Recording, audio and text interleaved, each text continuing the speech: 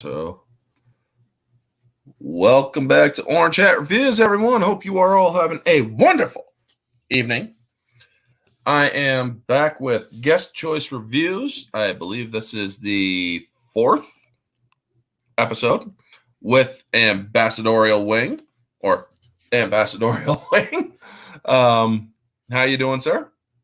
I am doing very well. If I can just say, harumph, give this man a harumph.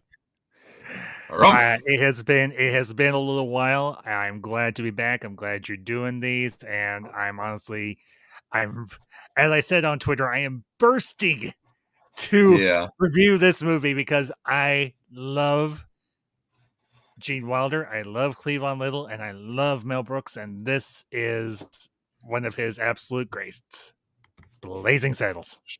Yep. Which actually reminds me, I should pull up the talking points for this stream while I'm at it.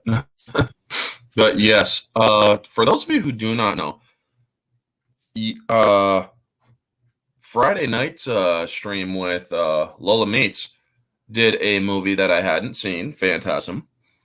And this is a movie that I haven't seen before. I have not seen Blazing Saddles before Ambassador suggested we do this. You've never seen? Nope. Nope. Does not compute. No. How can you have not ever seen Blazing Saddles? How? Also, folks, how? You can actually hide the comment section. That's interesting. I noticed that on StreamYard. You can actually hide the comment section. But I actually came to the... for those of you who are just joining, make sure to call the sheriff on that like button. So, yep. I hope you're all having a wonderful day. Ruben Thomas official. Now, if anybody does get offended by this small banner here, please don't. This is literally fitting to the movie. Yes, it is. It is so fitting to that movie. Now, yes, it is. This movie is extremely controversial nowadays. But back then, this movie it broke all the rules even back then, but it wasn't that bad because it's fucking comedy. People get over it. There is a rule. Comedy at times is meant to offend. Yes. That is the point of comedy. Mm-hmm. And unlike my uncultured heathen of a wife, this movie is not overrated. Yes. So, I heard... What you're hearing in the background is my wife laughing. That's Ma'am Ambassador laughing. I can actually hear. I decided to marry 7 years ago, mocking this movie. How you doing, Madam Ambassador? I kid. Please, everybody, don't misunderstand me. Me and her, we do this often. Orange Hat knows this. Yeah. This is our type of banter. So, anyway. Well, before we do get into the discussing of the movie, I do want to reiterate that if anybody does want to join a guest choice review, I have sent out invitations to everybody.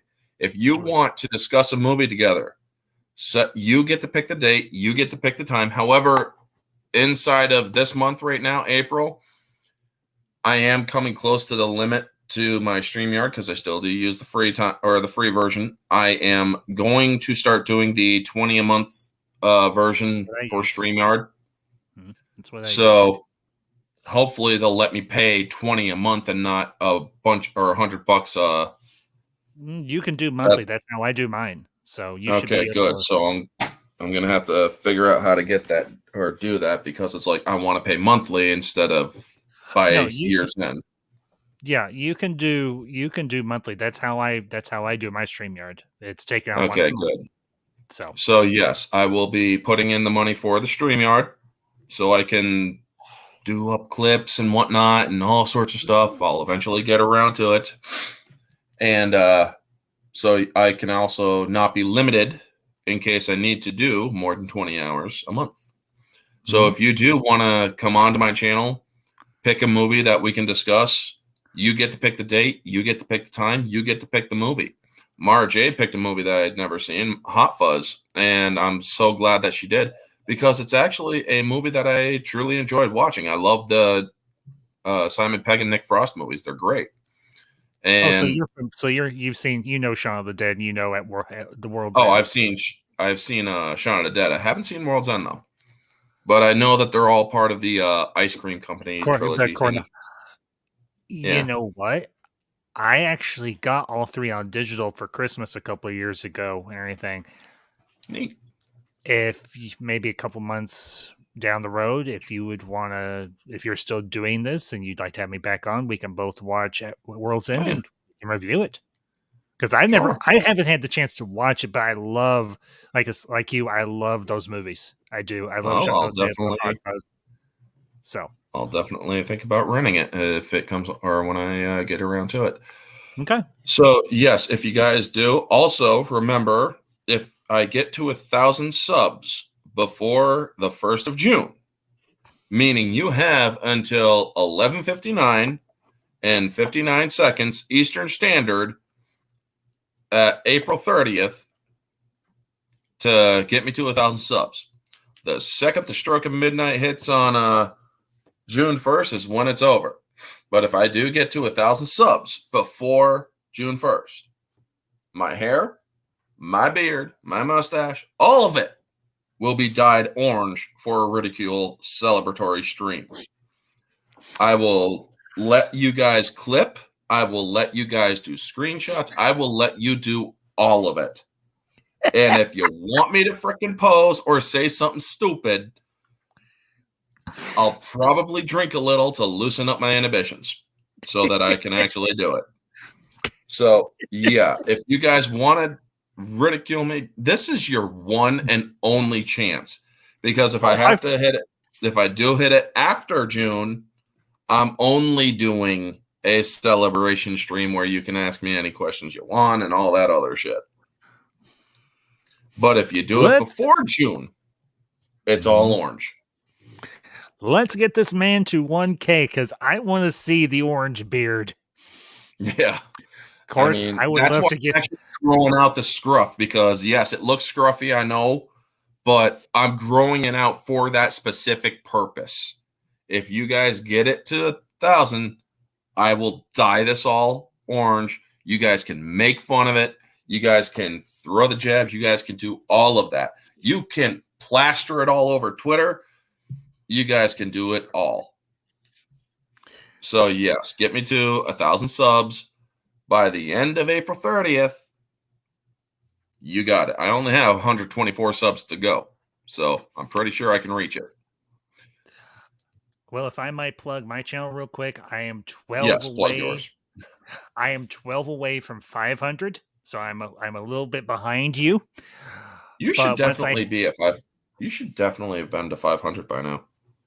That's YouTube, and that's and everything, folks. If you are subscribed to me and not subscribed to Ambassador, subscribe to Ambassador.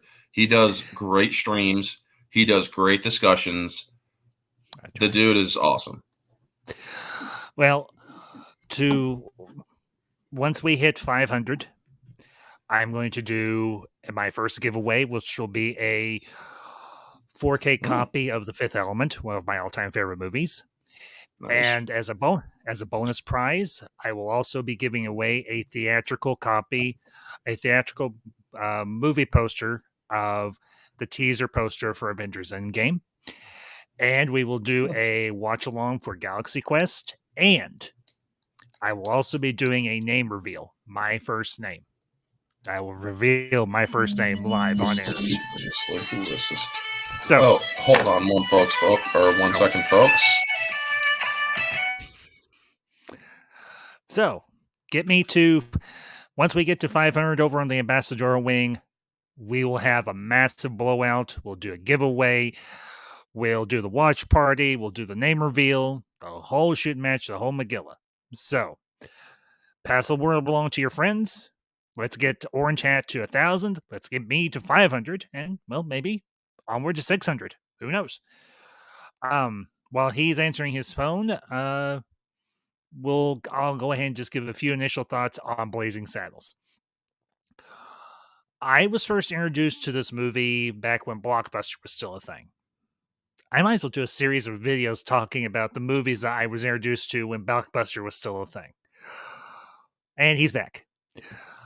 But this is a movie I have come to know and love. Sorry, folks. Girlfriend called. Aww. Orange has got Yes, I do. Jacob. And well, congratulations, bud. Truly. yes, and thank you. Jacob Ironside, Bart. Are we awake, Jim? We're Yeah. not sure. Are we Yeah, I know. black? Bart, yes, we are. Yes, we are. We are awake, but we are very puzzled. Yeah. So Jacob, this movie, great quote. Yeah. Great quote.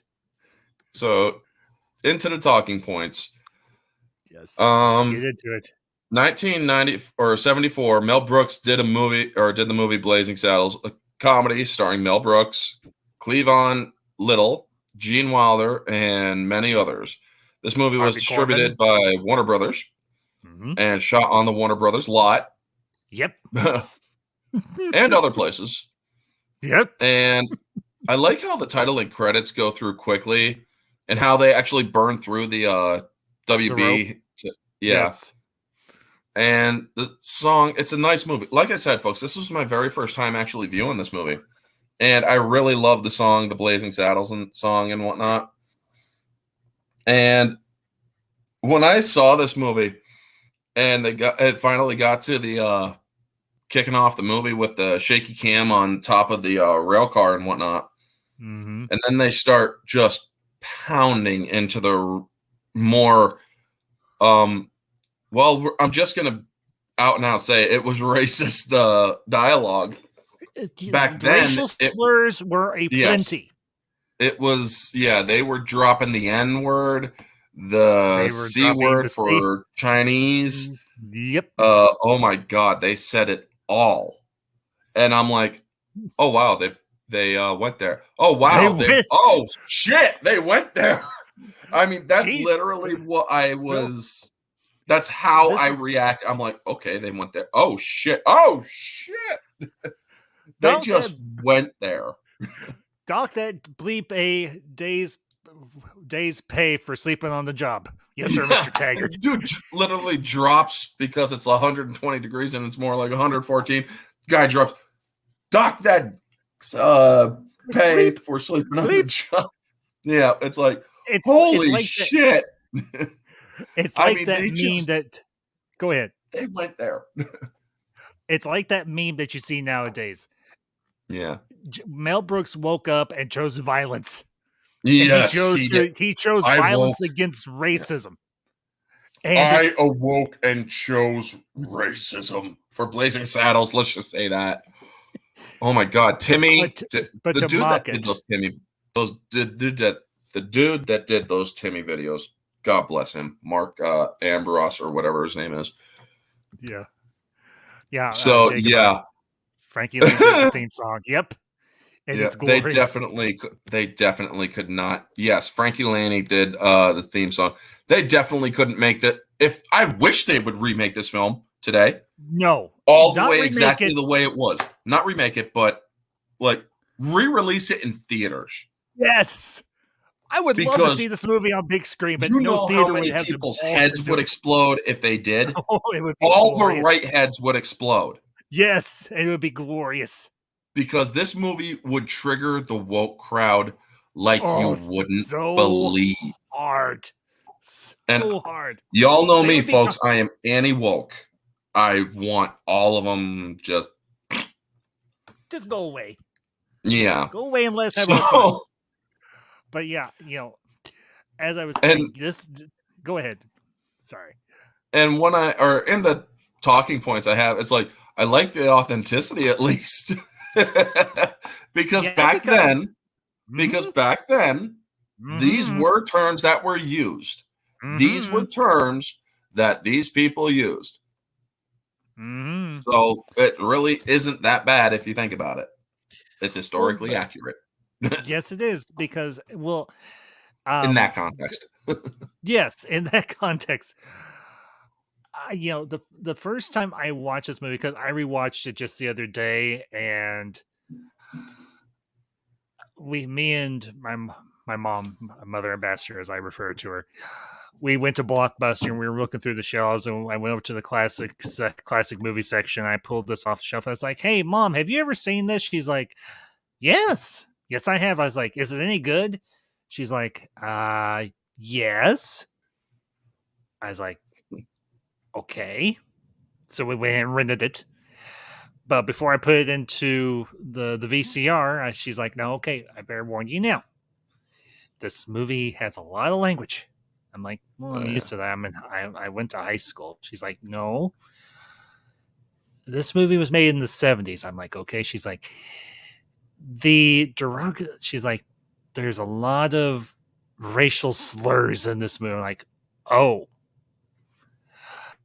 And she's like, "There's a scene where a bunch of guys are sitting around farting." I'm like, "Okay." So we started the movie, and I'm like, and my reaction was like, "Did he say what I just think he said?" Mm-hmm. And she's like, "Yeah." I was like, did you ever see this in theater?" She's like, "Oh yeah." I was like, "I'm assuming you liked it." She's like, "Yeah, it was funny." Very deadpan, very matter of factly. "Yeah, it was funny as hell." And this movie has Yeah. just grown on me over the years. And this is several years ago. I was at a secondhand movie store, and I was lucky enough. Now, granted, this is DVD, but you know what? I'm happy with it because I don't know if they'll ever do this movie on Blu-ray or maybe even 4K for the fact of the matter. But I got the 30th anniversary special edition of Blazing Saddles, and I will never sell or trade this movie for anything because if I ever do, I will regret it. I will regret it as much as I regret trading in Dogma, one of Kevin Smith's movies. But this for me is Mel Brooks's absolute pummeling of the concept of racism, and it's hysterical and it's hilarious and it's just patently glorious. Yes. This, folks, believe me, it takes a lot to get me to, or it takes a bit to actually get me to want to watch an older movie. Mm-hmm. And when Lola asked me to do Phantasm 79 with her, it's like, I've never watched it. I'll check it out and whatnot. And I was able to check it out. And it's like, holy crap, this movie's actually pretty good. It takes a lot to get me to watch certain movies. I have to be in the mood for them. I have to be. Now, a lot of people are like, oh my God, you haven't seen Blazing Saddles? I'm like, no. It's like, they're like, you got to watch it. If you like Mel Brooks movies, you got to watch Blazing Saddles. I'm like, well, I'll get around to it when I get around to it. Well, then Ambassador, he's like, I want to discuss either Spaceballs or Blazing Saddles. I'm like, Blazing Saddles, probably because I haven't seen that one yet. And he's like, all right, Blazing Saddles. And I'm like, okay, now I can finally have a reason to see the movie. I so wish I had seen this movie a long time ago because this movie just is, oh my God, it's. Let's just say that I wish it would either be re-released or even remade without or as it was back then because it just works. It would piss off all the right people. It would freaking cause everybody else's heads to explode. It would just work perfectly. Yes. This would be the Order 66 of the woke. Yes. Yes, it would. And I'm not saying that, oh my God, they would die. I'm not hoping for anybody to die for anybody who's drawing any stupid ass comparisons. But Yeah. I am simply saying that maybe they would shut up or maybe they would short circuit their brains or whatever. Because to be honest, folks, to be completely honest, political correctness or wokeness has always been a fad that comes up, lasts a couple years, maybe at most, and then fades away. And then it comes back up. It's a re-emerging fad. It was never meant to be a long-lasting, persistent and lasting thing. Yeah. So yeah, right now we are actually seeing the pendulum shift away from wokeism. They're Yes. doing their damnedest, but it is shifting. Well, you know, It's just taking a longer than it was supposed to. yes, that's true. But you know, the funny thing is, this movie came out in like the early 70s, and this was Yes. several years after the whole civil rights movement had achieved its goals in a lot of ways. And I applaud them for that. I truly do. Don't misunderstand me. Mm-hmm. But what Mel Brooks decided to do was take a massive punch in the face to racism and say how Yes, he did. absurd and how stupid it is. He did it in a way that's funny, that's thoughtful, that's entertaining, and just puts on display just how truly absurd racism is. And you had an absolutely awesome cast in this movie. I mean, like you mentioned, you got Cleavon Little, you got Gene Wilder, you got Harvey Korman, you got Madeline Kahn, you've got Slim Pickens Slim Pickens. You can't go wrong with Slim Pickens. You cannot go wrong with Slim Pickens. You cannot. You've got the late Alex Karras as Mongo. It's absolutely. Jacob said this perfectly. Just about every group gets made fun of in these movies. Yes. The even whites. Yes. You know what? The KKK gets mocked. Yeah. The Nazis.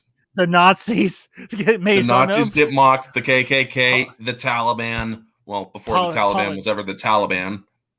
Well, but and most definitely they even mock politics in this. Yes. Now, something that go ahead. Something that the ambassador brought up that it's like I really didn't think about it this way, but maybe we can. This movie can be, or Mel Brooks plays the governor, and Headley, or the guy that plays Headley Lamar, Harvey Korman. Harvey Korman, yeah. Let's just say Biden Harris. Literally, folks. Blazing Saddles is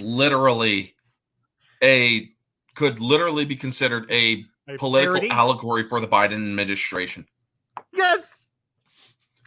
I'm not. I hate to draw this to bring up politics, but I also did promise some of my political followers on Twitter that if I did, or now that I'm getting more of a political following, I am going to give a little bit more political opinion. But yes, this is literally as you say, pure allegory for the Biden-Harris administration. You got the cross-eyed moron who's the governor. Well, we got a cross-eyed diaper stain in the Oval Office, and we got the power-hungry moron who's like second in command. Well, we got a power-hungry moron who's second in command. And also, to kind of make it a little bit more accurate, the second in command also has a major libido. And, the second in command got her start in politics with a major libido. So, yeah, let's just say that. You're being a lot nicer than I would be. No, her name was Heels Up Harris for a reason. Anyway, so they have two of the guys. One of them happens to be Bart, and one of his friends. Little. Mm-hmm. Yeah, Cleavon Little's character Bart, and his friend check out to see if there's any quicksand. And it's like, does it look like the world is rising to you?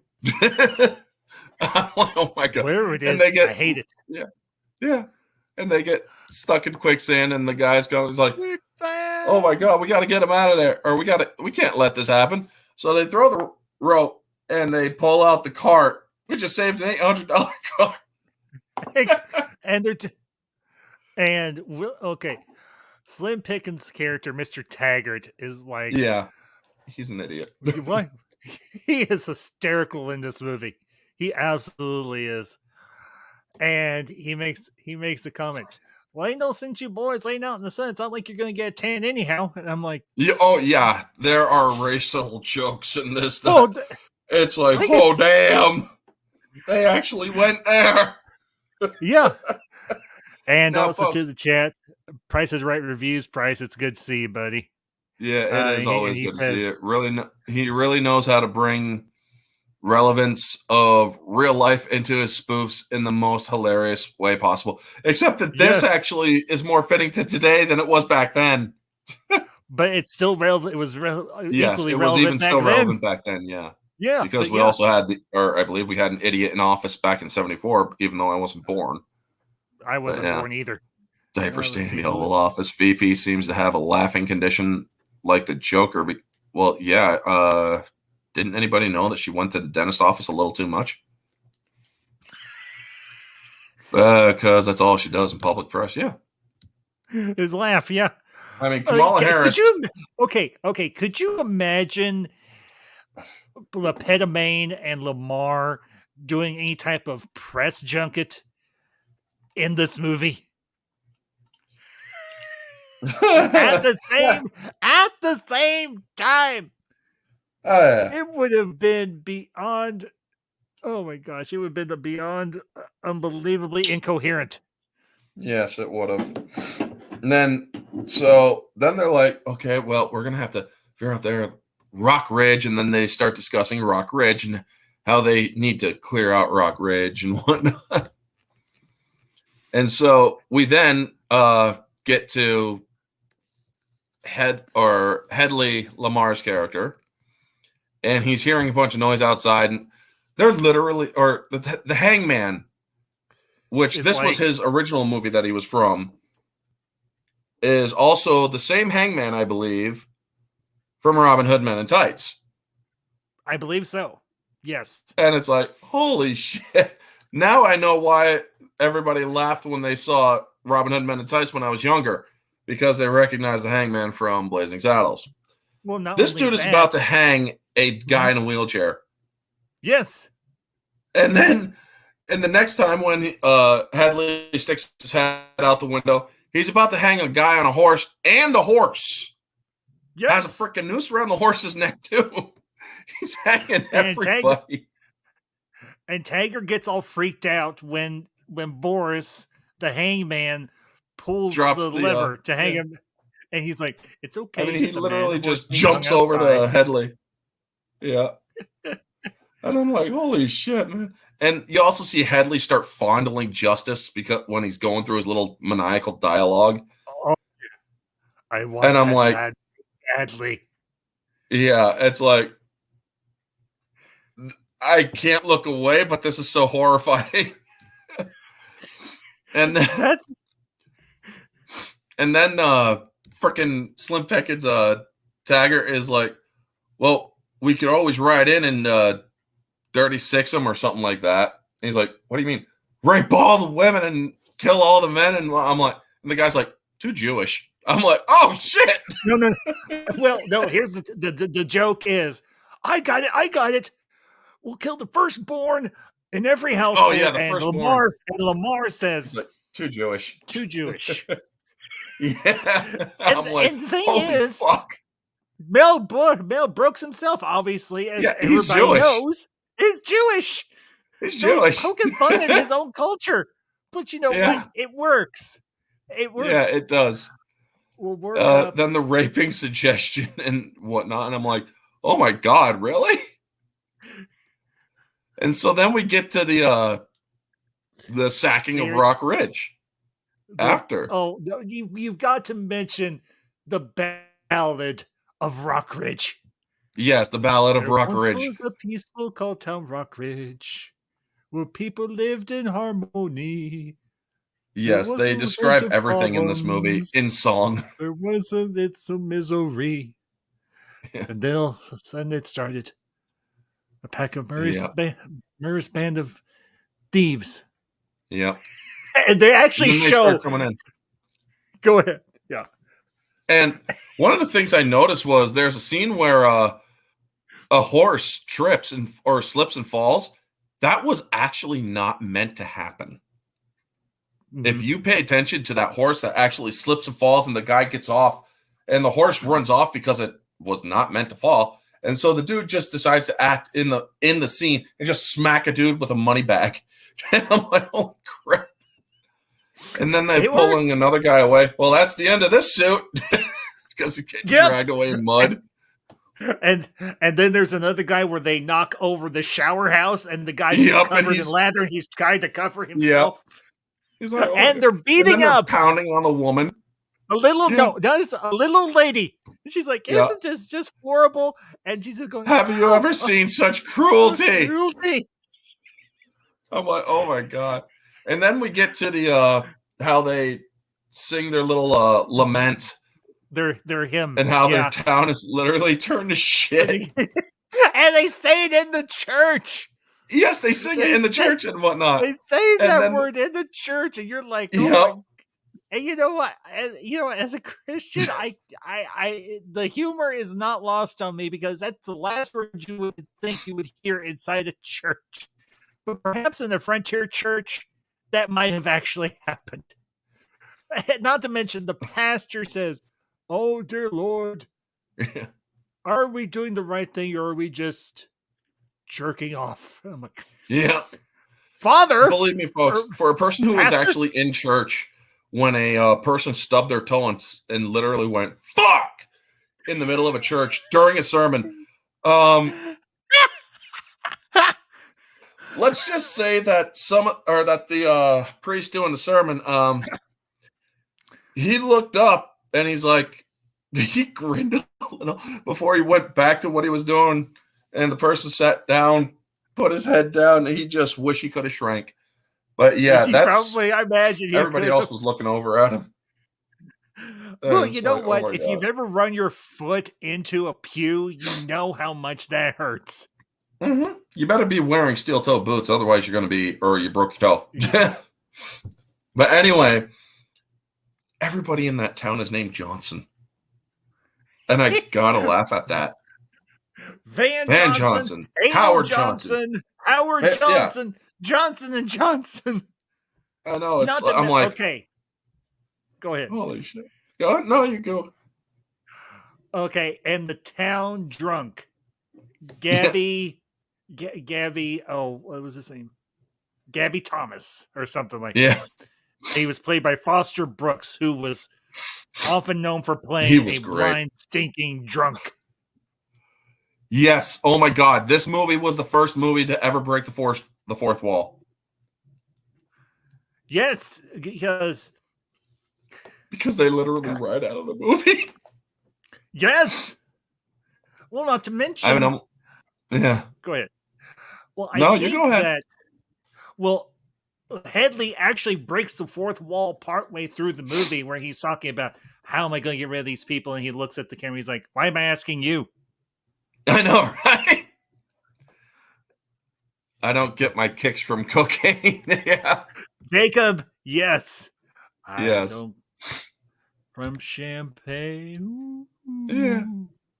So then they're saying we got to write a letter to the mayor or to the governor. The governor. So then we get to the governor, LaPontaine.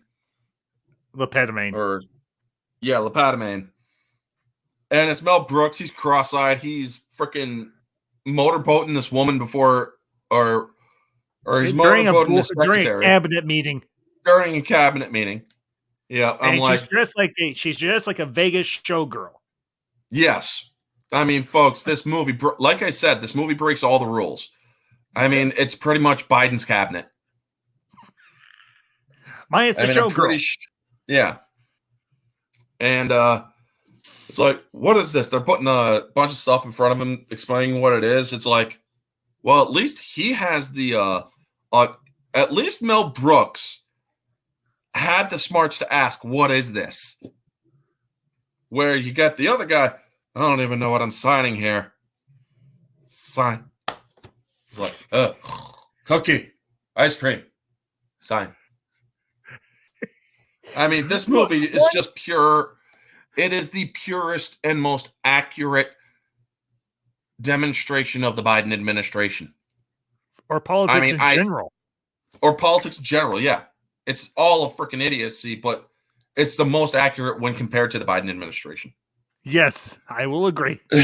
Because Headley is like, this bill will convert the William J. Le Pen Main Hospital for the Insane into the William J. Le Pen Main Memorial Casino and Hospital for the Insane. He's like, ladies and gentlemen, this bill is a massive win for the insane gambler in our territory.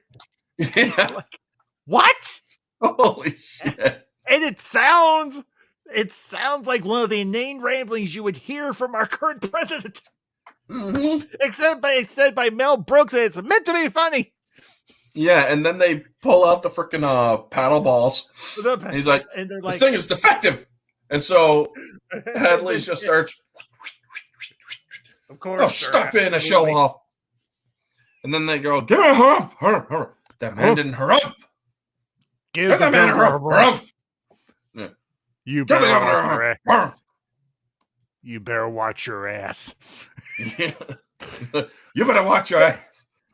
But the thing is, the concept or the plot behind this movie is so simplistic. Yes. A corrupt government official wants to snatch some land from some settlers who are just trying to live their lives in their peaceful little town called Rockridge that has has the very first ice cream parlor that we ever know of in the West. Howard Johnson with his one flavor. And it's honestly, it satirizes or it parodies the Western. It takes a massive jab at racism. It takes a massive jab at corrupt, inept, and ill-informed politicians. And it just throws it all into a giant pot, turns up the heat, and creates a glorious comedy stew. It really does. It does. It is glorious in every possible conceivable way. Hey, Soul Assassin, thank you for sharing out the stream. Yes. Hey, Soul Assassin. I don't know if he's in the chat, but he did definitely share the stream. Yeah. And that is it for those things. So then they adjourn the meeting, and they all just start trying to do the paddle ball, and they're all bitching about it, except for Headley Lamar. And I just love how it's like, or some people call him Heady Lamar, and he's like, it's Headley, it's Headley, it's Headley, it's Headley, it's Headley. And what that means, so like, yeah. Well, there was an old actress by the name of Heady Lamar. Yeah. Yeah. And Le Pen means like, why are you worried about it? It's 1874. You can sue her. Yep. Also, before we go further than that, there was a complaint during the church about cattle getting raped. I'm like, what the fuck? I mean, folks. People. And then the reverend's like, so yeah, I'm out of here. People stampede wants to leave. Yeah. When it's bad. Yep. Okay. He's like, the book of Matthew, Mark, Luke, and Duck. And Duck. And Duck. Because they threw a dynamite in the thing. into the church. Yeah. And then they're like, we're going to have to set up a sheriff. And Hetty goes in to talk with the governor. And he's like, well, hey, Craig, what's up, buddy? Good to see you. We're talking Blazing Saddles. A movie that is just perfect for laughs and hilarity, dude. Oh my gosh. It is good to see you, buddy. And he's how should we say it? Well, I'll say it the way he said it. I was attending to to an important affair of state. Which, if you watch, he was stooping his secretary. And that also, you hear the same line in a Disney movie later on called The Three Musketeers. Forgive me, Your Highness. I was wrestling with an important affair of state. You were jacking off because you saw the Queen naked, Cardinal. But yeah, I've been here a minute, guy, and I know the movie. Yeah, yeah. I mean, this is the first time I've ever seen Blazing Saddles, so it was freaking hilarious for me. This is like the 100th, over 100. Yeah. I have seen this movie so many times. Mama Bastard can attest to this. She'll be like, yeah, he's seen it that much. But for me, it's one of it's one of Mel Brooks's best, and that's Yes. You ain't getting much better than this one. To say every movie he has ever done is one of his best is an understatement. But this one truly is one of his best because at the time you didn't have to worry about censorship. Yeah, you really You didn't. didn't have to worry about who you were going to offend. You could just go out, make the movie you want, and it was either a hit or it was a dud. Yep. Now, I don't know how this movie did at release, but I would imagine it was probably a hit. Oh, yeah. Because it was off of the back of this movie that Young Frankenstein was able to be made. Mm-hmm. Mel Brooks kept on making movies even after this one, so yeah. Yeah, because he proved that he knew how to do a great spoof. I mean, let's be honest. Aside from the guys that did the 2 Airplane movies, Mel Brooks is the king, the emperor of the spoof comedy film. Yes. Everybody else is just pales in comparison. And yes, that's how much I love Mel Brooks as a director and as an actor. Yeah. He is a good actor. Mm-hmm. He works well in front of the camera and behind it. Oh, yeah. And anytime I have had a really crap day or a crap week at work, there are times I will go pull out, well, to quote the movie, excuse me while I whip this out.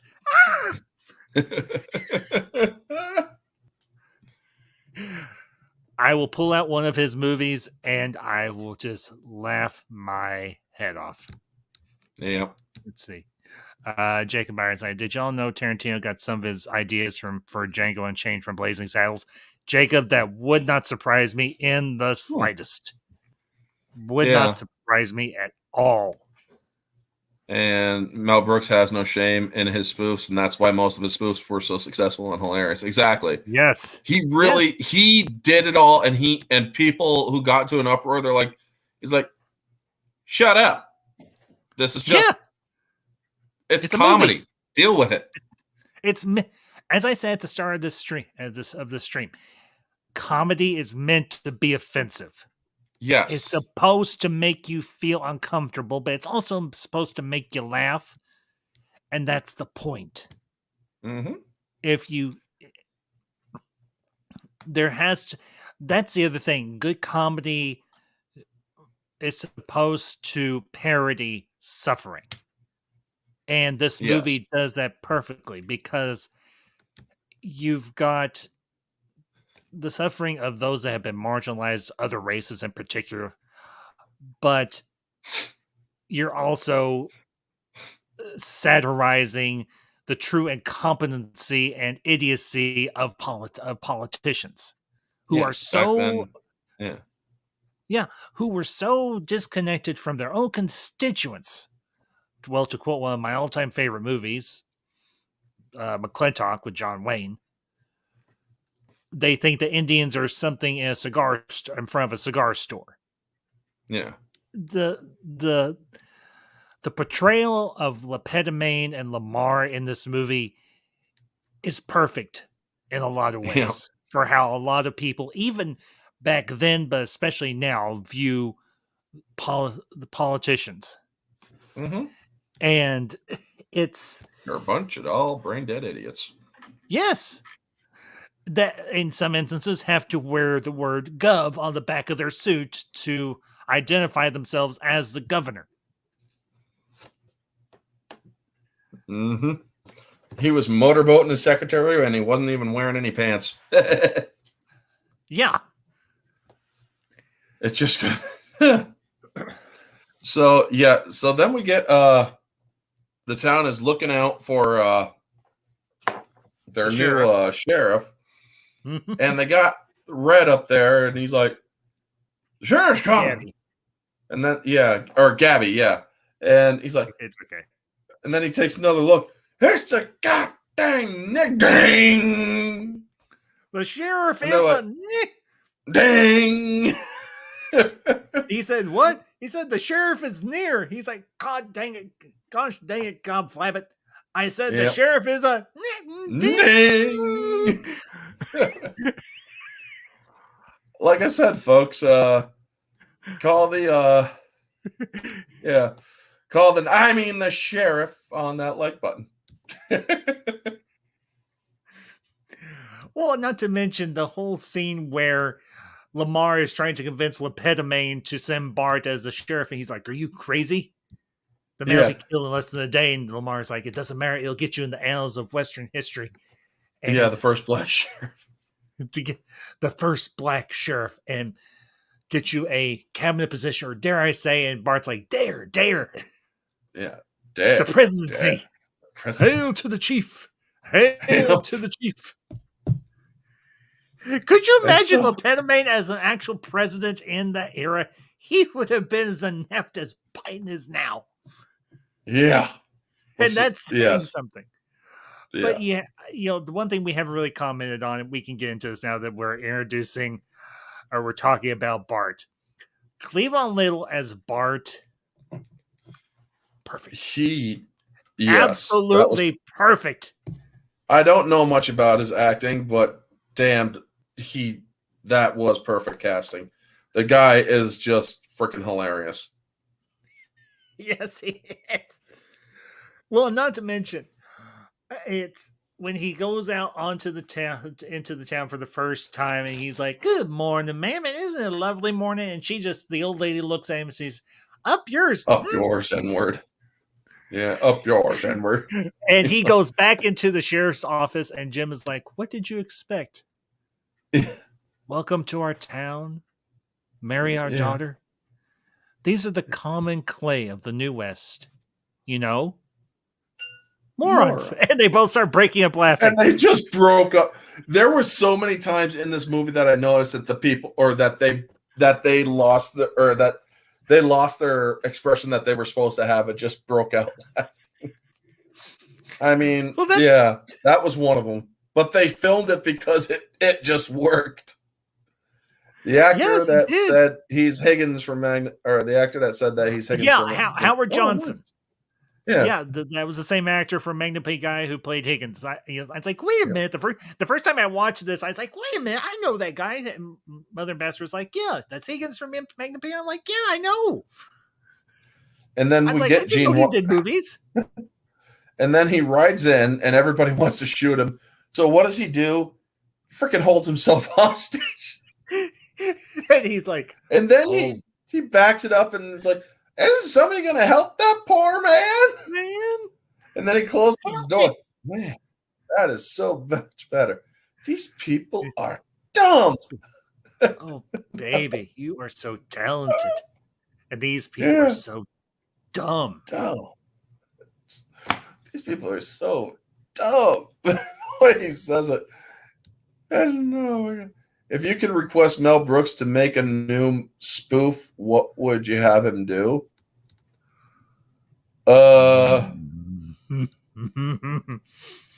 Anything that would piss off the woke crowd. Let's just say that. Anything to piss off the woke crowd. I have a title, and it will be so triggering within 10 seconds. It will catch on like wildfire. What? Mel Brooks presents. Huh? Mel Brooks presents Biden. No. Better, because this will cheese off a lot of people, and I don't care. Mel Brooks presents Transgender Transformers. Oh shit! That would do it. That would do it. There's more that meets the eye. Yeah. No, really, there isn't. Help me! Somebody help me! So then we get the Council of Johnsons again, bitching about the new black sheriff. And then they're writing and then they have Van Johnson come up, and she starts reading so softly, and she's like, "I'm not used to public speaking." Well, she's also very soft spoken. She's like, "I'm not used to William J. Le Pen being governor." They're like, "We can't hear you." To William J. Le Pen being governor. She speaks up, and then she's like, "You're an asshole. You have to be the biggest asshole in this state. Please remove this sheriff immediately." Yeah. And then we get the introduction to Gene Wilder, who's like, "Yeah, help? Fine. All I can get." And like, oh my God, what do they call you? Well, there's some people. Jim. Call me Jim. People that call me Jim. And people that call me, Bart says, Jim. "Well, what do you? Since you're my guest and I'm your host, what is it you'd like to do?" He's like, "Oh, I don't know. Play chess. Screw. Why don't we play chess?" Yeah, I know, right? Like, those are two vast extremes. Yep. You got the nerd, and then you got the player. And then you learn a little bit about how they called him the Waco Kid. Now, I cannot remember what year Waco, Texas happened. It was in the 90s.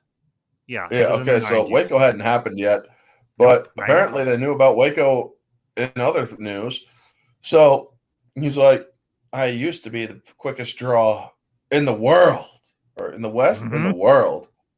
He's like, "You see this?" Yeah. Yeah. Well, that doesn't matter. Shoot with this hand. I shoot with this hand. He's like, "Okay, now hold that king, or hold that king player on the chessboard." Put your hands on either side of that king. Yeah. And then he goes like this around the king. He's like, "What the fuck?" And then he just pulls it out. Didn't even move, but he did it. And so he basically becomes his deputy without becoming his deputy. Yeah, pretty much. I mean, folks, here's the thing. If you don't like the woke crowd should actually be proud of this. You got the black guy who's the main character, and the white guy who's the supporting character, who's the sidekick. But you can't go wrong with the woke crowd there. Not in that particular context, no, but everything else, they would be flipping their wig. Oh, yeah. Everything else, they would just be going off. And so he gets up and he's like, or he drops the chair on purpose. And it's like, what? Wow, pretty, yeah. He's like, those fingers aren't loaded, right now. Yeah, well, Jim is drying out, so he's and then he tells him the story. He's like, "So what caused you to hang up the stirrups?" And he's like, "Well, there was a 6-year-old kid." Then you think, "Oh my God, he's about..." Yeah, and you think that he's going to say how he accidentally turned around and shot a 6-year-old kid. And the kid's like, "Better drop your pistol, mister," or something like that. Yeah. And so I set it down on the ground and I turned to walk away. And the little shit shot me in the ass. I was like, holy shit. And it's like he quit out of embarrassment. Yeah. He quit out of sheer embarrassment and turned into a drunk because he was embarrassed that he lost a draw to a 6-year-old who literally shot him in the ass. Yeah, but the thing I love that I really appreciate the subversion of it. Yeah, Jim gets a good redemption story in this movie.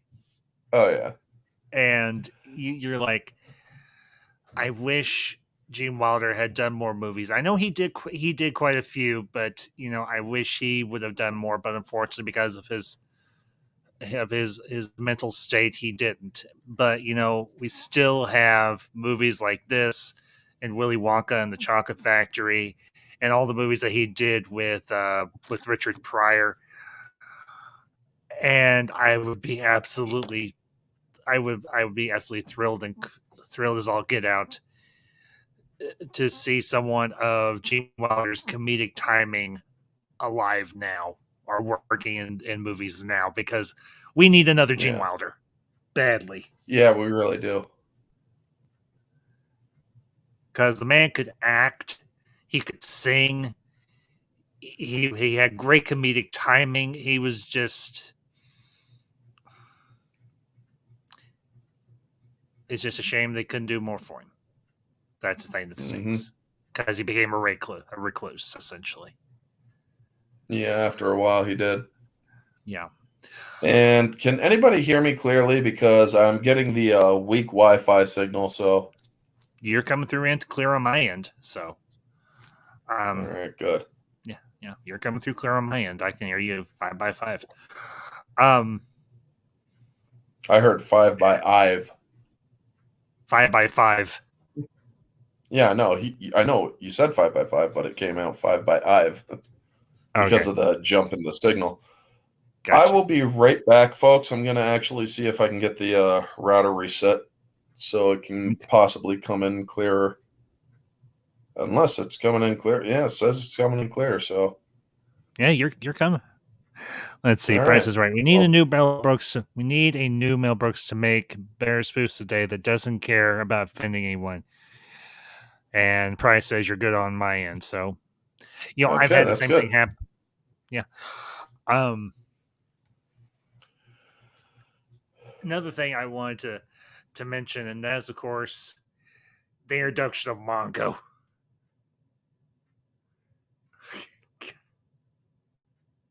Orange, are you there? And he froze. Okay. Well, I will carry on. And Orange, this is with those of you that are familiar with Orange Hat. His sometimes his internet goes wonky, so I'll just carry on until he gets back. I'm sure he'll be back. And I'm back. Yeah, somebody heard me say reset the router, so they reset the router. Thank you. Thank you. Yeah. Thank you. But as I was saying, the introduction of Mongo. Yes. Oh my God, yes. There we go. It disappeared.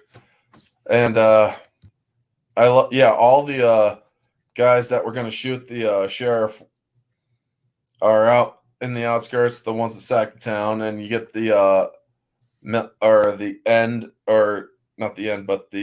Mongo's chosen to kill. And Mongo's like this dog, so he keeps on beating on him. He's like, Mongo, you remember? Sniff me. And he's like, and Mongo's a simpleton, essentially. He's just a muscle, or he's simpleton muscle. Hey, rough girl, good to see you. How you doing? Hey, girl, it's been a little bit. Chris, it's been longer than a little bit. It's good to see you. It is always a pleasure to see rough girl. Yes, it is. Of course, before we get to Mongo, we have to honestly. Oh, we got to tell the story of Bart's. He's like, there was the whole caravan of caravan. The wagon train. Wagons. Yeah, the wagon train. And then, we were kind of bringing up the rear. Literally. The Sioux Nation. Yeah, literally. And then the Sioux Nation came, and we were making our own circle in the wagon. Yeah. And freaking Mel Brooks plays the damn Indian chief. Yeah, he plays the Indian chief. And he's speaking every different language except for anything that the Indians would speak. Yes, he's speaking freaking Meshuggah. He's freaking speaking German. He's speaking Jewish. He's speaking everything else. He's like, it's like, couple walk. It's all right. He's telling Bart and his family that they can. Well, young Bart, a little kid Bart, and they're like, "Thank you." He's like, and Mel Brooks, as the Indian chief, he's like, I can't remember exactly what he said because it's so perfect. They're darker than we are. Like, They're dark. Yeah, they're dark. And the white. He's like, the white man's got a problem with us. They're darker than we are. Oof. Yeah. I'm like, oh my god, man! They just didn't. I love how they went there. Well, because it just calls out all the hypocrisy of racism. It does, because when it boils down to brass tacks, we're all the same, except for our background. Exactly. We all bleed red, don't we? Yes. I mean, see, watch. Oh, no, just kidding. I have dry humor, folks. I have very dry humor. So do I. Yeah, no, but the scene I was going to mention before the introduction of Mongos, of course, the absolutely iconic farting scene. Yeah, everybody's fucking farting. They're all just eating baked beans, just shoveling that shit in their mouth.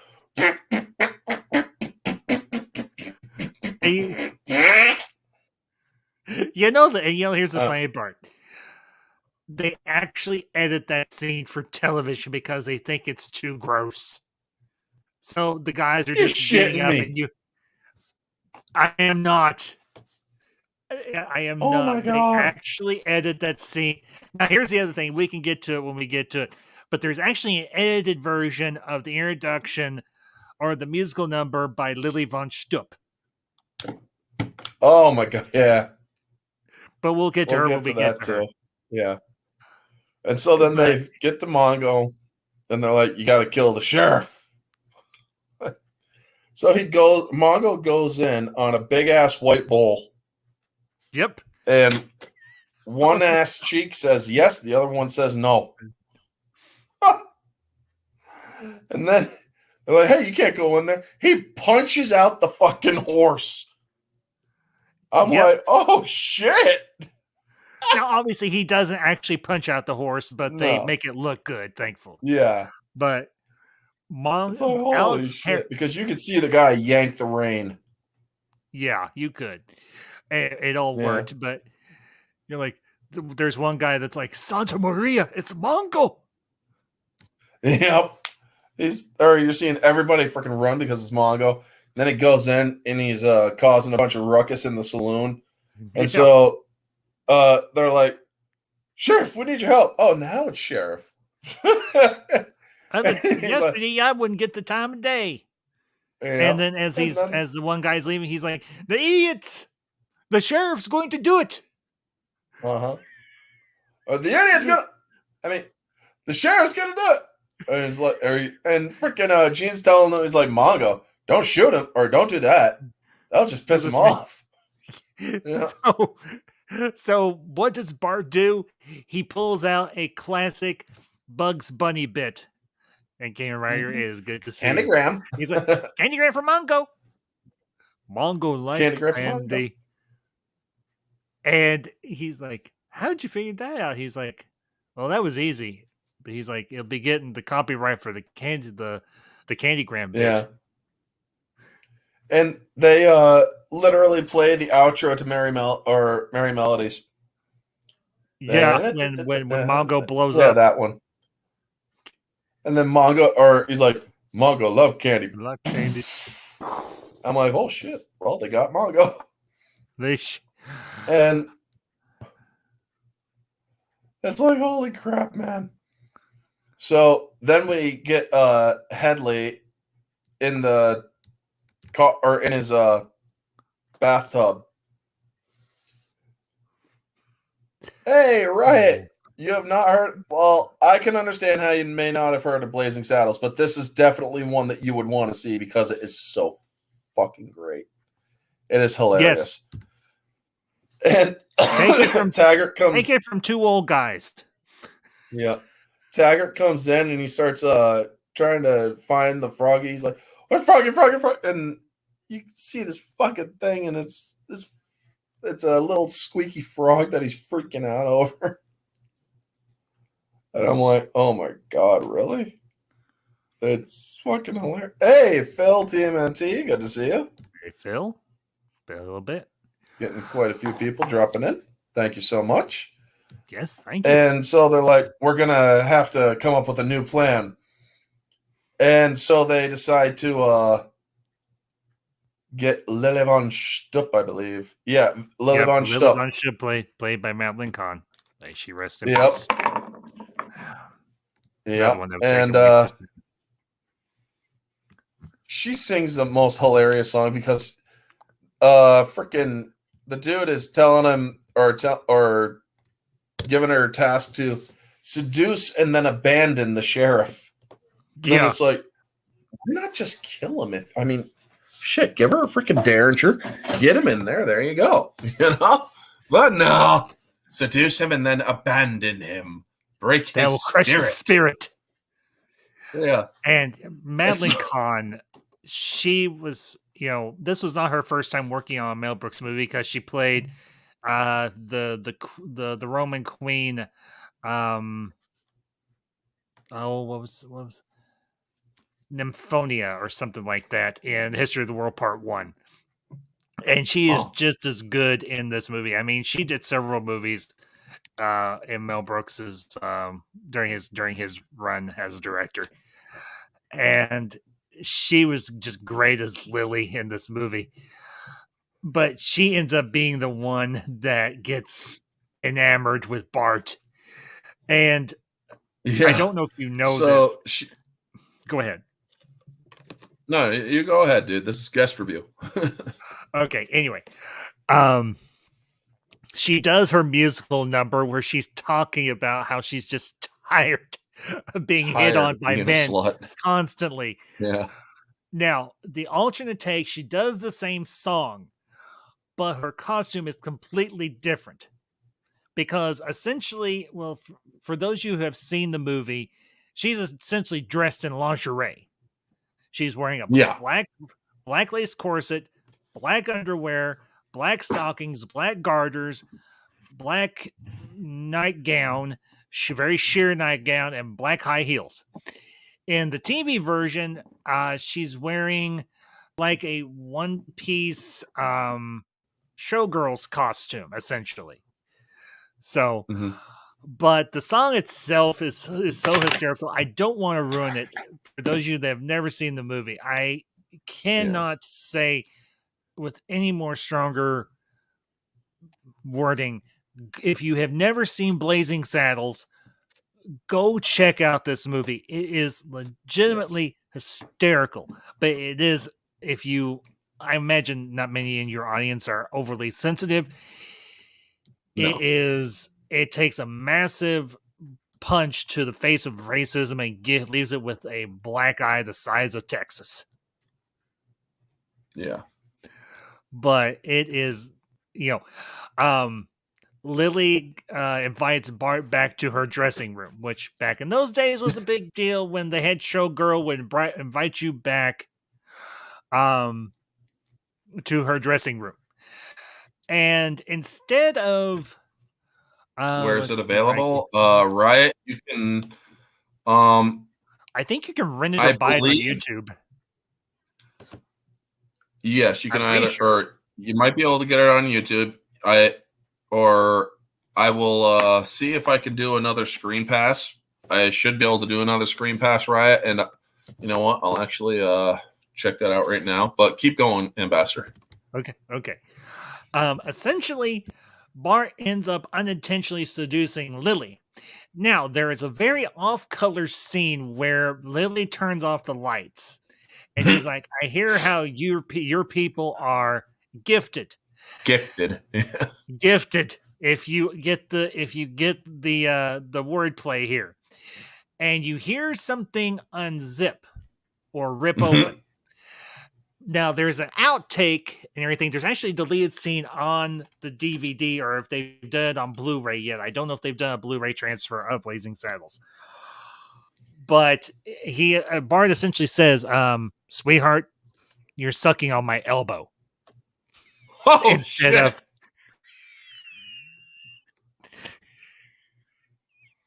Wow. Okay. Yeah. Essentially. That happened. Yep, it did. but they cut because they felt it was too racy compared to everything else they had put in this movie. That was going too far. That's too racy? Dropping the N-word more than half a dozen times, dropping the C-word, the derogatory term for Asian people wasn't too far. But insinuating that a white woman was giving a black guy a BJ was going too far. Yeah. Wow. Okay, Riot. I'm gonna send you the link so that you can watch it. Sending you another screen pass.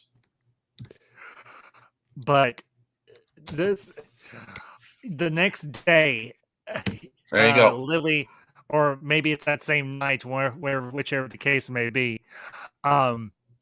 Lily is feeding Bart something called Schnitzengruben, which is some sort of German sausage. It's essentially like, kielbasa. Yeah, essentially. It's kielbasa. It's sausage. It's Polish sausage and sauerkraut. Yeah, essentially. Yeah. And she's like, "Would you like another Schnitzengruben?" And he's like, "No, thank you. 15 is my limit." And she is so enamored because he actually shows her a little bit of warmth and doesn't just treat her like a slut. Essentially, like every other man has, more than likely in her entire life. Yeah. And she's like, "When am I going to? When can?" Well, obviously, he really got to her in the sack, obviously. Mm-hmm. But she's like, "When will I see you again?" He's like, "I don't know. Depends on how much vitamin E I can get my hands on." He's like, "You're Zane, baby," and he leaves her room, and she's like, "Gee, what a nice guy." Yeah. And then Headley, the next scene is Headley just absolutely irate. Yeah, he's like, off. Instead of the people staying, they're leaving. Instead of the people leaving, they're staying in droves. And you're like, that's not right. His plans keep backfiring, and he also has her tied up. And she's talking about him, and he just smacks her. And he I don't know if I'll get you in trouble, but he calls her a Teutonic twat. Yeah, a Teutonic twat, yeah. That's gonna be the most creative and alliterative insults I've ever heard in my life. Well, because also Mongo got released. Yes, we forgot about Mongo. And there's a whole gag and everything where Headley petitions for Mongo's release, and Jim and Bart are like, "Well, why would Headley want Mongo released?" And they question Mongo, and he's like, "Mongo don't know. I'm just a pawn in life. Game. It has something to do where Choo Choo go." And they finally piece together. And they go back to the railroad. Well, they go back to the railroad because they're slowly starting to figure out why Headley is trying to drive everybody out of Rock Ridge. And it's because he wants the land for its value, because once the railroad is built there, that land will become extremely valuable, monetarily wise. Essentially, like I said, this movie is essentially a spoof of the old Western land snatching the land rush. That would often, that would be oftentimes a story that's told in the old timey westerns. But it's now I will say this: Madeline Kahn was a very talented actress for her time, and even nowadays, even though she's no longer with us, she had great comedic timing. She was a beautiful singer. I mean, honestly, she really genuinely was. And it's just a shame you didn't, speaking as someone who's familiar with a lot of her work, it's a shame we don't hear her sing more often, because honestly, while it's granted the song is "I'm Tired" is a spoof, it's she sings it very, very well. Now Headley has got her tied up, and her and Taggart are trying to figure out what to do next. And Lily is unintentionally gives Headley an idea to hire an army of bandits to just go in and decimate the town. just completely wipe out the town, lock, stock, and barrel. And she just absolutely brutally, verbally eviscerates Lamar, and that's when he slaps her and calls her a two-tag twat. Yeah. So, right, Kitty? Well, A Million Ways to Die in the West is my favorite funny Western movie. It's a spoof of the whole Western showdown. I have actually watched A Million Ways to Die in the West. It was on another channel. It was Alicia Victoria Parker. I watched it one night, and I will have to say that movie is hysterical. It really, really is. I would put A Million Ways. 100 people do die in 100 different ways. Nice. So, I will put A Million Ways or 100 Ways to Die in the West right next to Blazing Saddles because it is just that funny. Mm-hmm. So, but if we have not, or if I have not incentivized you all, for those of you that have never watched Blazing Saddles before, to go do so, I do not know what more to say. Now, granted, we still got to get through a good chunk of the movie here, but yeah, I feel like I've kind of run off at the mouth here. So, Orange, I'm going to let you have the floor. Obviously, it's your channel. The floor is yours. Go ahead. So when they go back to the railroad, they're talking to their friends. It's a nice little reunion, and then Slim Pickens and his crew, or Taggart and his crew, show up again, and they're gonna shoot the sheriff. But Gene Wilder's like, I wouldn't do that if I were you. And they're like, oh, really? Yeah. Go ahead. And then they have a nice little quick draw moment where it just shows him go like this real quick, and then all the other guns shoot or fly out of everybody else, or the other guys' hands. And it's like, oh, shit. He steals the best. Around. Nobody's ever going to keep him down. Yeah. And, oh, never mind. It's A Million Ways to Die in the West, but my point still stands. 1 million people die in 1 million different ways in that movie. Yeah. Yeah. That's okay. It is really that good, right, Kitty? I will agree with you. So, go ahead, Orange. Yeah. And so then we get the bad guys are literally apply for the job. They're asking for qualifications. You got them all lined up. You got the KKK. You got the Nazis. You got freaking Middle Easterns. You got everything. And their mother. Yeah. And so they're coming up and they see the two KKK guys. And he's like, well, looky here, boys. Look what I got. And he's like, hey, where's all the white women at? Yeah, where's all the white women at? And they chase him down and they end up knocking him out and dressing up as the KKK. Wow, Britt. And they get up to the head of the line and Bart goes to sign the contract and he's like, he shows his hands and he's like, wow, Bart, Brett, you forgot to wash your hands after the last cross burning. Yeah. And so he's like, see, it's coming clean already because his palm is lighter. And so, oh, shit. Hey, guys. And now we're going to be doing another. Here's my impression. Jesse Owens. Yep. And they just take off. We're going to head him off at the pass. That is such cliche.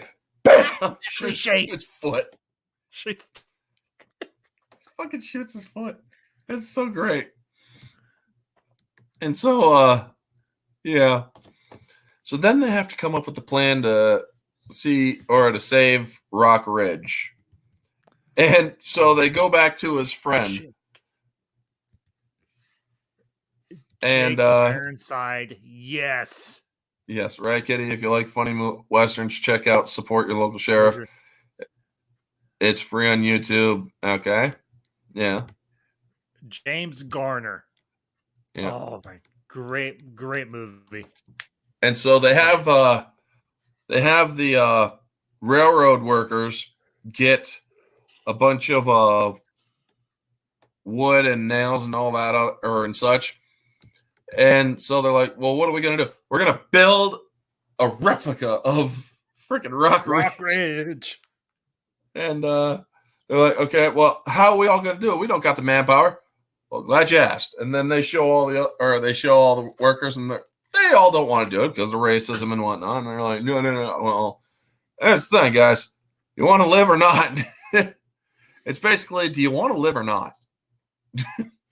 And so they're like, okay, so they want a piece of the land that they can call their own and whatnot. And he's like, well, we can't do it to the Irish. And so the Irish are stepping up and they're like, oh, really? Oh, really? Oh. Well, then they're like, okay, fine. Everybody can have a piece. Yeah. And so they end up building the whole thing overnight because the bad guys are going to ride in at noon. Mm-hmm. And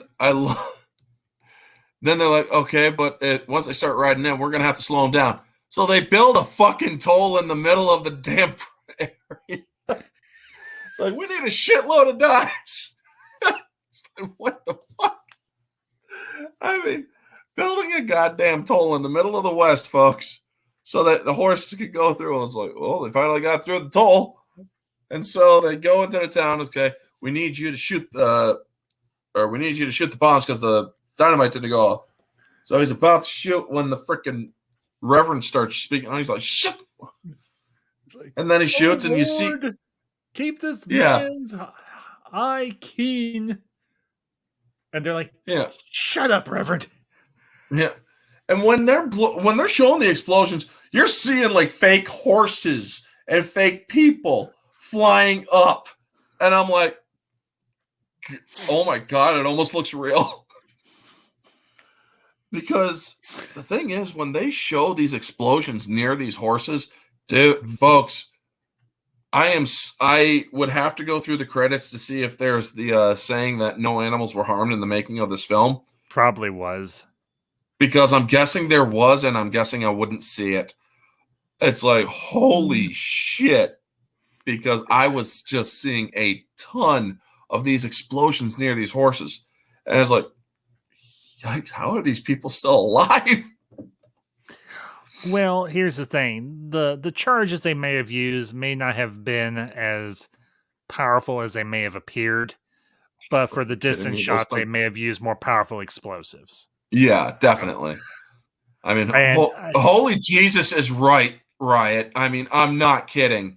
There was a scene earlier that we were discussing where when Rock Ridge was first being sacked, where one of the riders literally, his horse slips on wet wood and falls off. So he gets off and he has to maintain the scene. So he just smacks a dude with a bag of freaking money. It's like, oh, crap. And you know what, Price? I honestly have never thought about that until you just literally brought it up. All the flatulence. How did the fire not explode? Yeah. For those of you who follow me on social media, when Orange Hat mentioned we were going live, I had to put that gif in of the guy sitting around the campfire and farting. Now, I wish no animals were hurt in the making of Okay, good. Yeah. I am glad to hear that. Right, Kitty? The reason why Ted popped up is because Seth MacFarlane did the voice of Ted, and he starred in A Million Ways to Die in the West. Yeah, most likely. So that's probably why. So then the people, after all the explosions go off, the people go and start fighting, and then they pan. I was completely thrown off with this at first. They pan over. The first time I was too, but go ahead. They pan over to Hollywood Studios. Well, to Warner Brothers Hollywood Studios. Warner Studios. And they just start showing some freaking gay penguin parade with No, you're right. It was the musical scene. It was the gay singers and all that. And Dom DeLuise is the director. And he comes in. He literally calls. He does. He calls him the gay slur. Yeah, folks. I'm saying this not to be a slurish or not to be derogatory, but he's like, get it right, you faggots. Watch. He says it like that. All right. Okay. Orange, I love you, but I know you've only watched this movie once. I've watched it a million times. He says, watch me, faggots. Yeah, he's like, watch me, faggots. And so then he does it, and oh my God, man. And so then they come he in, falls they're in the like, freaking "What are water. you doing?" Screw Yeah. you, pal! I'm in a Mel Brooks movie. I'm And he working fell for off Mel and Brooks. punches. I work for Mel Brooks. Yeah, I work for Mel Brooks. They killed, what's his name? Or what was his character's name? Oh my god.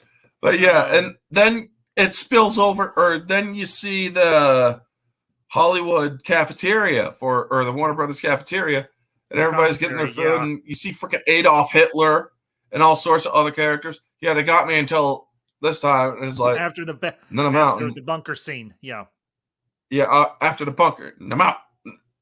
And then the fight spills into there, and it becomes a whole freaking it's a whole thing. God. You've got cowboys fighting dancers. You've got cowboys fighting. It's pandemonium. It's insanity. It is absolute bedlam. It's absolute bedlam. Yeah, it's bedlam. And Headley is in the restroom. He sees what's going on. He gets smashed in the face with a pie. And he's like... No, he closes the door and he pies up. He just puts pie all over his face and then he walks out. Yeah. And he's like, "Get me or drive me off of this scene." Off this picture. Yeah, drive me off of this picture. And then you see Sheriff Bart riding after him. And then you see Hadley pull up to the Chinese theater. He's like, "Yep." And even in real life, he's a sleaze because he's like student, and the ticket agent, the ticket person at the box office is like, no. He's like, okay, fine. He pays the rest of the money. He's like, box of, I think he goes into the concession stand. He's like, box of milk duds or something. And no, he's going by and somebody was talking about Hedy Lamar's shoes, and he's like, "Headley." No, it was Buster Keaton's shoes. No, it was Buster Keaton's shoes. I think. No, but they said Hedy. It's Headley. Yeah, you're right. Exactly. Yeah. And then it's like, oh my God, really? And so then he gets in, and then he sees the sheriff and Gene pull up, and he's like, "Oh shit," because he's in the theater watching, and he's like, "Oh shit." So he goes in, and, oh my God, they end up finally shooting him down. And then they're like, "Let's see how this flick ends." So and Jim is like, I hope it has a happy ending. And it ends up, and Bart is saying his goodbye to the town. They're like, "Don't leave us, Bart. We need you now." And he's like, "Nope." He's like, "I have to go now."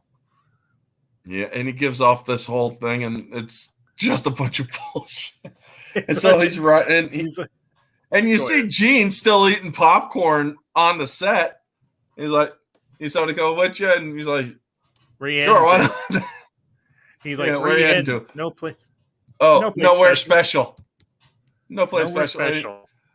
Always nowhere wanted to go special. And then they just ride off to nowhere special until a car pulls up and they all get off. They shake hands with the people, clap them on the back, and then they drive off with the car. It's like, what the fuck? Yep. I mean, this movie. It's a Cadillac. I'm like, oh my God, I nearly died watching this movie, folks. It was so fucking hilarious. Now, here is a little known fact that you probably don't know about that's actually on the DVD. Mm-hmm. They did a pilot for a Blazing Saddles TV show. Oh my God, if they would. The pilot is on here. It never got past the pilot. But guess who plays Bart? Take a guess who plays Bart. And you will probably be wrong. Yeah, I'm probably going to be wrong. I don't know. Denzel Washington? Nope. Lou Gossett Jr. No shit. No crap. Wow. And that's the end of the movie, folks. And it's like, oh my God, I absolutely love this. Now, because this movie is, or I do the 3 tiers, but before I do, Ambassador, how would you rate this movie? It's a 10 out of 10. It is absolute across the board is absolute perfection from every conceivable standpoint. It is a classic. It is timeless. It is gloriously humorous. It is timeless and timely. It is it is a quintessential comedy classic, and not to mention, it is a quintessential Mel Brooks masterpiece. Yes. With every drop of hyperbole that I can put on it. So, that being said. Me, objectively, I would put this movie at about a 9 out of 10. A 9 out of 10. This movie, most of the stuff that they did was on purpose. There are a couple things that weren't done on purpose, like the tripping horse and whatnot. But yes, for the most part, this movie is a 9 out of 10 objectively. Subjectively, it's a 100 out of 10. This movie was so freaking hilarious and so fun to watch. And we need more movies like this today because the Norseman came out, folks, or the Northman, the Viking thing with Skarsgård. And you got the predictable press, the Daily Mail, attacking you. Oh, it's a white supremacist movie. It's pure evil masculinity and all that stuff.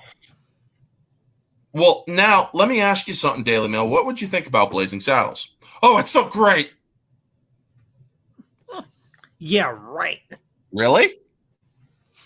Yeah, if I could get that close. Really? Yeah. It's like, seriously? I mean, because this just shows the huge hypocrisy of how movies are being trashed today. If it's against the narrative, which this movie is most likely or very much against the narrative. Mel Brooks didn't care about the narrative. No, he didn't. Not back then. Nowadays, I mean, he has given his political opinion nowadays, but it's like, yeah, man, you make good movies, just don't get political, please. Please. Just be quiet. I mean, he has, and it's like, I don't like that. But anyway, folks, I really did enjoy Blazing Saddles. And again, Ambassador, thank you so much, dude, for suggesting it. You're very welcome. And yeah. So, folks, before we go, I am going to give him a chance to plug his channel again. But I do want to remind folks, if you do want to be on the channel, if you do want to do if you want to do a guest choice review where you get to pick the movie, date, and time, please wait until May. I'm going to get the $20 version of StreamYard so I can get the unlimited streaming. So, yes, I'm almost at my limit now. I got enough juice for the mystery review coming Tuesday morning. And for those of you who want the hints now, do not spoil it if you know it. The hints are Jet Li and Straight Line, with the bonus hint Ollie. Also, if I get to 1,000 subs, like I said, before June 1st, meaning you have until the stroke of midnight on June 1st. If I get to 1,000 subs, the whole face goes orange. Well, not the skin, but all of the hair, eyebrows, facial hair, all of it orange. And I will be doing the 1,000 sub stream. You all can clip it. You all can do all of it. You can clip, make fun of, make me into a meme, complete allowed to be ridiculed stream. You all can have your fun. I will do whatever you ask to a degree. I will say whatever you want me to say to a degree. But yes, it will be one of those extremely fun ridicule streams that y'all get to have your fun. You get the clip. It's going to be insanity. But it has to happen, or it has to get me to 1,000 subs before June 1st in order for this to happen. If I get to 1,000 subs after June 1st, I'll still have the stream, but it's not going to be the orange hair and face and beard. So, yes, silently creates 100 alt accounts. Hey, if you want to, that's fine. But, yeah. And So yes, folks. And thank you so much for tuning in. Right, our Ambassador, give yourself a plug before I thank everybody and leave. Well, my channel is the Ambassadorial Wing. I do a lot of pop culture reviews. I cover pop culture from all sorts of aspects. I do stuff on movies. I do stuff on TV shows, video games, all that sort of thing. I do uploads. I do live streams, the whole shit match. As we're trying to get Orange Hat to 1,000, I'm trying to get to 100 to 500. And Jacob Ironside, I do appreciate you subscribing very, very much. For those of you who do follow me on social media, I am on Twitter and on Instagram. But once we hit 500 subs, we will be doing a watch along for Galaxy Quest. I will be doing my first giveaway, which will be a 4K copy of The Fifth Element plus a movie theater or a theatrical movie poster. Anything. It's the teaser poster for Avengers Endgame to go along with that movie. Nice. And we will be doing a first name reveal for yours truly, me. So share this out with your friends. Let's get Orange Hat over here to 1,000. Let's get me to 500. And let's have a good old bash on both channels. So if you want to be a guest on my channel, you can reach me on my social media. Like I said, I'm on Instagram. I am on Twitter. My handle on Twitter is Ambassador Kosh7, and on Instagram is the Ambassador Kosh. So if you want to be a guest on the channel, his Twitter and YouTube are in the description below. Yeah, so my DMs are always open unless I have you blocked, which nobody here, as far as I know, I have blocked. So, and I want to thank Orange, dude. It's been a long time. I miss streaming with you, pal. I truly do, and I appreciate you doing these reviews. And I had a great time tonight, and I hope you did as well. So, very much so. That's my spiel. Thank you, Jacob. So, yes, I'm going to thank everybody for coming in. Thank you to Jacob, Riot Kitty, Price is Right. Who else did we get? We had it was Cayman Rider. Yeah, Cayman Rider was here. Somebody else at the very beginning. We had Rough Girl. Yeah, Rough Girl was here. Let's see. Hang on. I can like Price is Right. Craig, my friend Craig Hutchinson. Thank you for coming Craig Hutchinson. And Ruben Thomas. Ruben Thomas. Yeah, that was it. Yep. That was the other one I was thinking of. So thank you guys so much for all tuning in. And again, Ambassador, let's get him to 500, folks. He's a great YouTuber. He definitely deserves it. So anyway, folks, you all know the drill. Like, comment, subscribe, share, all of that jazz. Let me know your thoughts down in the comment section. Thank you, Rough Girl. I will be calling you in a second. Aww. And thank you so much for tuning in, folks. You all know the drill. Like, comment, subscribe, share, all that jazz. Let me know your thoughts down in the comment section below. And what did you think about Blazing Saddles? Did you like it? Did you not? What was your favorite parts? Let me know all that, folks, in the comment section below. This has been Orange Hat Reviews and Guest. Take it easy, folks. Have a wonderful night. And always to remember, stay humble.